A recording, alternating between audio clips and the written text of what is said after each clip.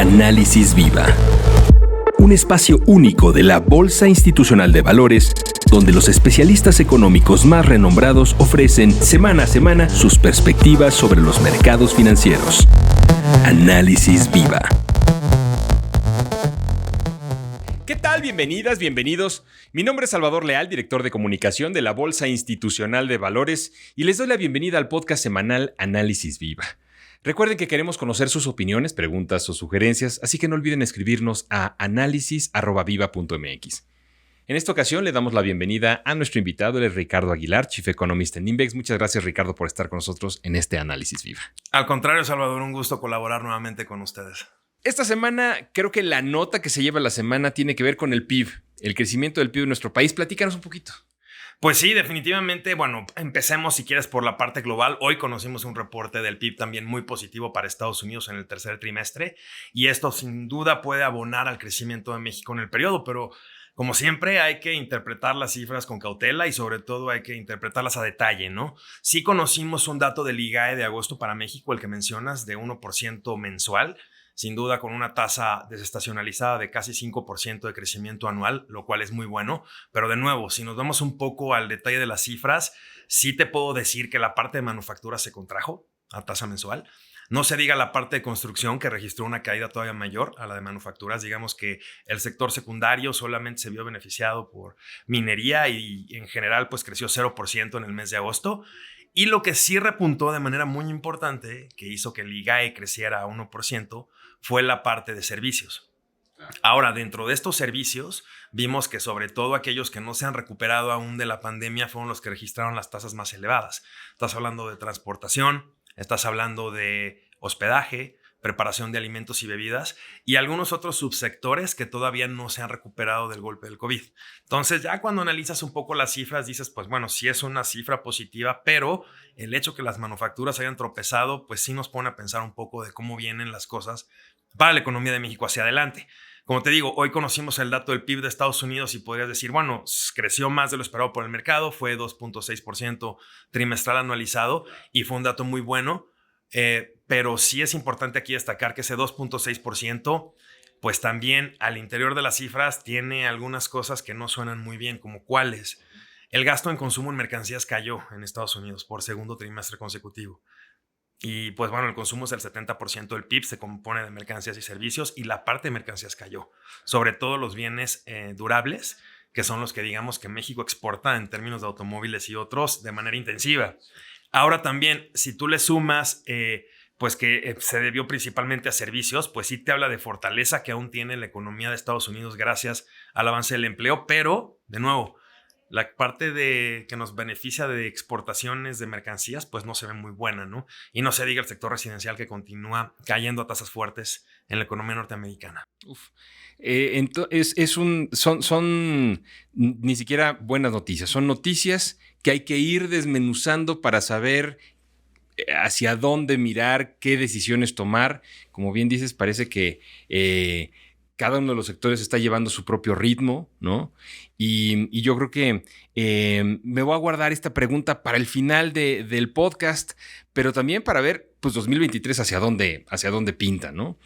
Si te parece bien, platiquemos un poco acerca de la decisión que toma la Fed justamente la próxima semana en este contexto de un crecimiento desigual y de una inflación que continúa siendo el titular de los periódicos en todo el mundo. Así es, y definitivamente una inflación que no cede, sobre todo en la parte subyacente, ¿no? Sí hemos visto cómo la inflación general de Estados Unidos ha estado desacelerándose, pero es por la caída en precios de energía. Incluso si tú ves la parte de precios de alimentos, esta sigue fuerte, sigue creciendo a tasas importantes. Entonces, prácticamente la general de Estados Unidos ha descendido por el tema de precios de energía. La subyacente, que son mercancías y servicios que excluyen estos componentes, sigue repuntando. Y eso es preocupante porque ya había mostrado un punto de inflexión y volvió a ir para arriba. Entonces, la inflación subyacente es de los principales objetivos de los bancos centrales explícitamente de Estados Unidos. Y sin duda, a pesar de que se venga una recesión, porque sí es muy probable que Estados Unidos caiga en recesión en 2023, van a seguir aumentando la tasa hasta que la economía lo permita. De entrada, en la decisión que mencionas de la próxima semana, sí esperaría yo ver un incremento de 75 puntos base. La Fed ha sido contundente en su mensaje todo el tiempo de que ahorita la prioridad en su mandato dual es la inflación y no el crecimiento. Porque a final de cuentas la inflación puede perjudicar mucho más al crecimiento si esta no se controla. Entonces, en ese sentido, si tú estás viendo una inflación subyacente tan alta, sí es muy probable que la tasa de interés de referencia siga aumentando en Estados Unidos, incluso hacia niveles de 5% o un poco más. Ahora, ¿ya podría detenerse este ritmo de alza de tasas? Sí, incluso moderarse de 75, luego subir a 50 o incluso 25, probablemente. Dependerá si la inflación subyacente pues baja ante un menor crecimiento o incluso recesión. Ahora bien, en caso de que eso no ocurra, pues la Fed tendría que seguir subiendo la tasa y es ahí donde no vemos un techo en el corto plazo. Hay riesgos que ahorita están muy balanceados, tanto al alza como a la baja en el tema de la inflación, sobre todo porque Estados Unidos sí va a caer en una recesión. Estamos viendo, te digo, contracciones muy fuertes en la parte de inversión residencial. La inversión no residencial también está viéndose afectada. El términos de comercio, que fue lo que impulsó el crecimiento del PIB de Estados Unidos en el tercer trimestre, podría frenarse por pues, problemas con China, por nuevas disrupciones de COVID en cadenas de suministros. En general, bueno, todavía el panorama es muy incierto, pero la Fed ahorita sí tiene que actuar para controlar la inflación, sobre todo porque ya es un tema de credibilidad que podría afectar las expectativas inflacionarias del mercado. Y sí esperamos que continúe con el ciclo de alzas, por lo menos hasta 5%, para, y esto es muy importante, mantener la tasa en ese nivel por varios meses, si no es que todo 2023. Esta idea de una baja en la tasa de interés de referencia por el tema de la recesión, yo lo descartaría porque después de cerrar en 8% la inflación en Estados Unidos, a lo más en nuestro cálculo se va a 5% para el cierre del próximo año, con toda la recesión que ya prevemos, y eso sigue siendo casi el triple del objetivo de la Fed, ¿no? Cuando uno habla de la Fed, necesariamente habla uno de Banxico. Y en un par de semanas tendremos decisión de política monetaria. No sé si tú lo veas de la misma manera, pero como que comienza a haber este ánimo de decir, a lo mejor Banxico no debiera ir tan de la mano de la Fed. ¿Cómo ves tú la decisión que viene en un par de semanas, Ricardo?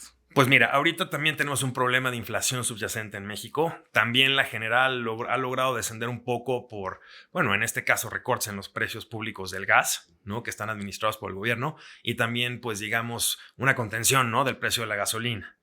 Pero aquí lo importante es ver que la inflación subyacente también sigue al alza en México.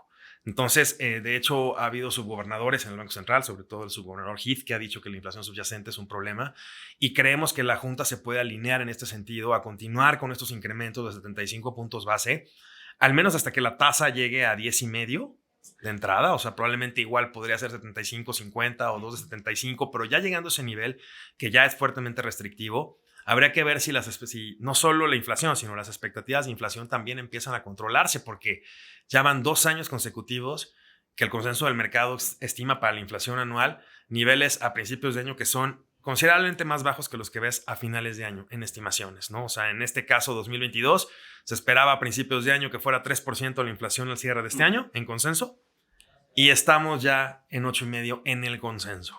Entonces, tiene que haber un anclaje de las expectativas y es ahí donde Banxico tiene que ser contundente. Ahora, ¿se puede desacoplar de la Fed? Por supuesto. Empezó Banxico en junio de 2021 a restringir la política monetaria, y cuando la Fed lo hizo hasta marzo de este año ya tenía un diferencial importante, ya tenía una ventaja importante de aumentos en tasas. Y pues eso va a ayudar a que el mecanismo de transmisión de política monetaria pues ya se empiece a ver en el tema de la inflación, probablemente antes en México. El único riesgo que le vemos es pues una relativa administración de los precios, te digo, de gas, de gasolina, y pues en general incluso se está buscando que sean temas de mercancías, ¿no? En temas de algunos productos agropecuarios de la canasta básica, que en dado caso al momento de liberarse pues puede generar más distorsiones en el tema de la inflación.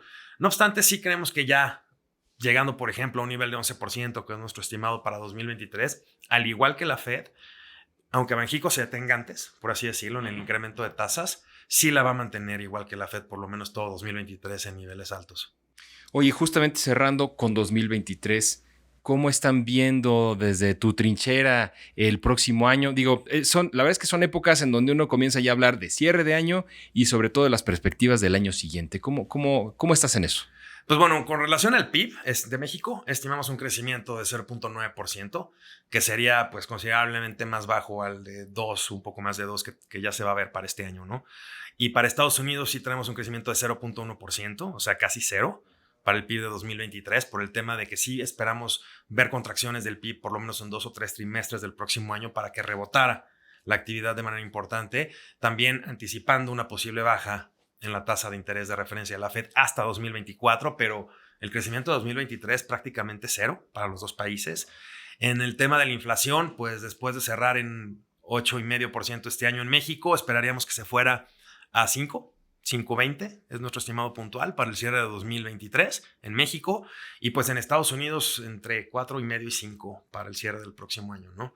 Y pues sí, es un problema que no se había visto en muchas décadas, donde tenías un crecimiento tan bajo, cero prácticamente, con una inflación que rebasa por mucho, ¿no?, los objetivos de los bancos centrales. Habrá que estar pendiente y atentos para ver qué es lo que nos depara el 2023. Ricardo, muchas gracias por acompañarnos en este episodio. Al contrario, Salvador, gracias a ustedes. Él es Ricardo Aguilar, Chief Economist en Invex, y a ustedes muchas gracias también por escucharnos. Si el episodio fue de su agrado, los invitamos a dejar una reseña, un like en cualquiera de las plataformas desde la que nos escuchan o compartirlo a sus contactos y amigos. Si están viendo este podcast a través de YouTube, no olviden suscribirse a nuestro canal para recibir notificaciones de las próximas publicaciones. La producción de este podcast estuvo a cargo de Rogelio Unzueta. Agradecemos a nuestro ingeniero en audio y video, Bartolomé Chanona. Los acompañó Salvador Leal y esto fue Análisis Viva. Hasta la próxima. Análisis Viva es una producción de la Bolsa Institucional de Valores. Suscríbete a nuestro podcast, síguenos en todas nuestras redes sociales y visita nuestro sitio web viva.mx para que obtengas la información más completa de los mercados en México. Análisis Viva.